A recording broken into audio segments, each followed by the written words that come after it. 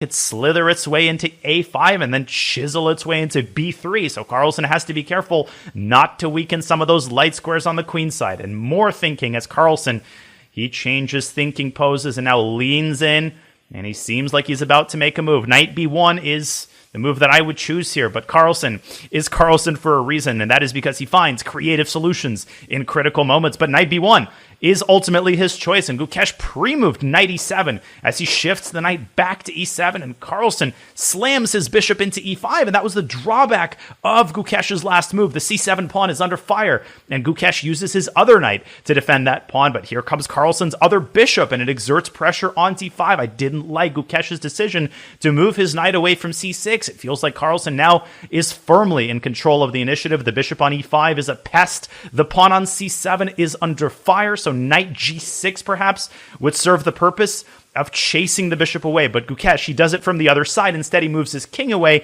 and now the pawn on c7, if necessary, can advance to c6 and lend some much-needed support to the knight on d5, which is now under even more fire as Carlson brought his lady out to b3. And he's got a little battery aimed at the d5 knight. Gukesh doesn't have anything going on the other side of the board. We haven't even talked about a black attack against white's king in a long time. Perhaps it's time for black to prepare something like that. But Gukesh continues instead to play on the queen side. The knight comes back where it started on c6 and chases the bishop back to its fianchetto square on b2. And finally, Gukesh starting to prepare something resembling a kingside operation. But will he be in time as Carlson redevelops his knight to c3? And the pressure on the d5 knight has reached a peak.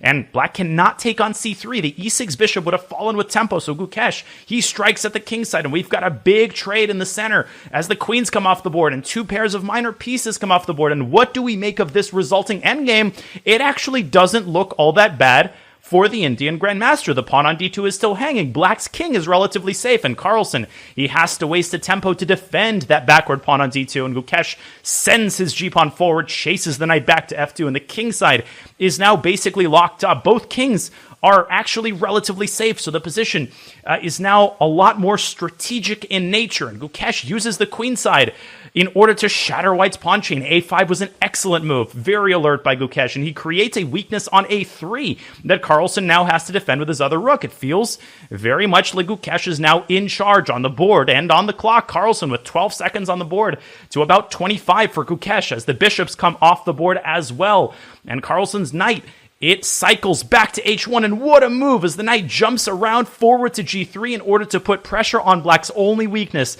the f5 pawn, which black has to keep under supervision. Right now, the rook on a5 is doing the job of laterally defending the f5 pawn, and Gukesh sending his own knight back. How many beautiful knight maneuvers have we had in this game?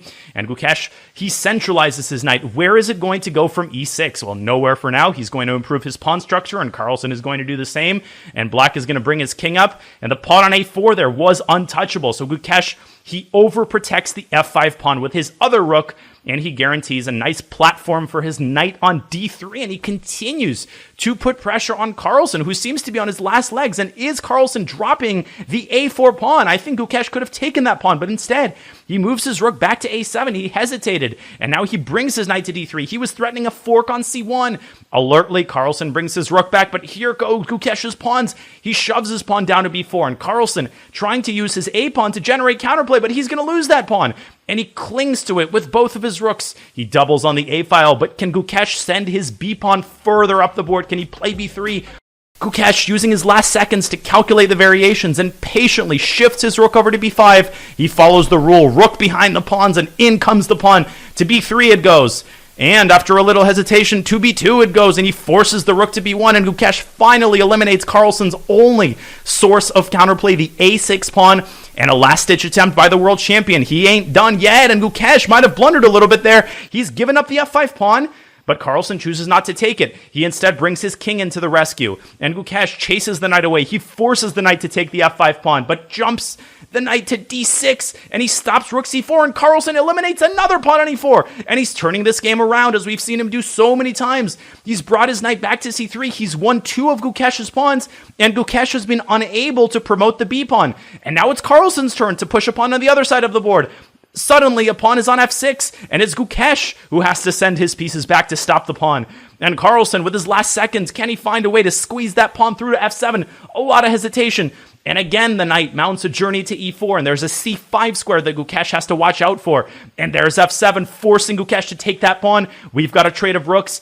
Carlson with a fork on d6 and takes the pawn on c4, and he's also going to win the pawn on b2. But in return, Gukesh, he's going to take the pawn on g2, and we've got yet another endgame. And this is very much a 3-result game. Can Gukesh get to that h2 pawn? And he does. And knight e1 was clearly missed by Carlson, who shakes his head. Knight f3 is going to come with great effect. Carlson shoves his central pawns up the board. We're going to have a pawn race to end this game. This game just never seems to end. d5 check by Carlson. Is he going to push his other pawn up to e5? But Gukesh seems to be faster here, because once Gukesh takes the pawn on h2, well, then his pawns are going to be harder to stop. Black's king is right in the middle of White's pawn chain, making it harder for Carlson to advance his pawns. And here comes Gukesh, g3 on the board. Carlson brings his knight back to the rescue, and h3 is on the board. And Gukesh is going to jump his knight back with check. Oh, knight g4 check, and he's going to play h2, and he's going to promote first, but the game is still not over. Carlson, he's going to take the knight. Then he's going to take the pawn. He does it in the other order. And Gukesh still has to win this game. He keeps checking the white king, but he doesn't seem to be able to make progress. And now it's Carlson pushing his pawn up to d6. Does Magnus Carlsen now have a miraculous fortress? The king moves up to d7. Gukesh almost lost on time there. He is trying to separate the king from the e5 pawn. But Carlson, he is managing to keep his king on a square where it defends the knight and the pawn at the same time. Gukesh might have to force a draw here. I don't see a win, much less with 5 seconds on the board. Gukesh has to be careful. You could easily miss a fork here, and he's trying to shoulder White's king off of its dominant post on f4. So Carlson just shuffles his knight. And Black can't bring the king up to e6. It would have gotten forked on g5, and it still will get forked. And Gukesh continues to repeat the position, trying to desperately find the best square for the queen, but White's knight is expertly blocking off all the important checks. And Carlson's king did get separated there, but e6 check. Oh my goodness, and now Carlson is winning chances. Which pawn is he going to push? He pushes d7, but he's got to be careful. Knight b5 check, last seconds. How does Carlson defend e6? He might have overpressed. King to d6 runs into queen d3 check. He goes knight d4. He still tries to keep his pawns protected. And off we go again. Gukesh keeping his queen between White's king and White's pawns. And e7 check was a huge blunder. And Magnus forgot that Gukesh could take d7. He thought that Gukesh had to take e7, and then the white knight would have forked Black's queen and forced a draw. And instead, Carlson makes the final blunder. And what a monumental win for Gukesh. What a game. And if you enjoyed this video, make sure to click the link in the playlist for more of these Blitz videos. Thank you so much for watching.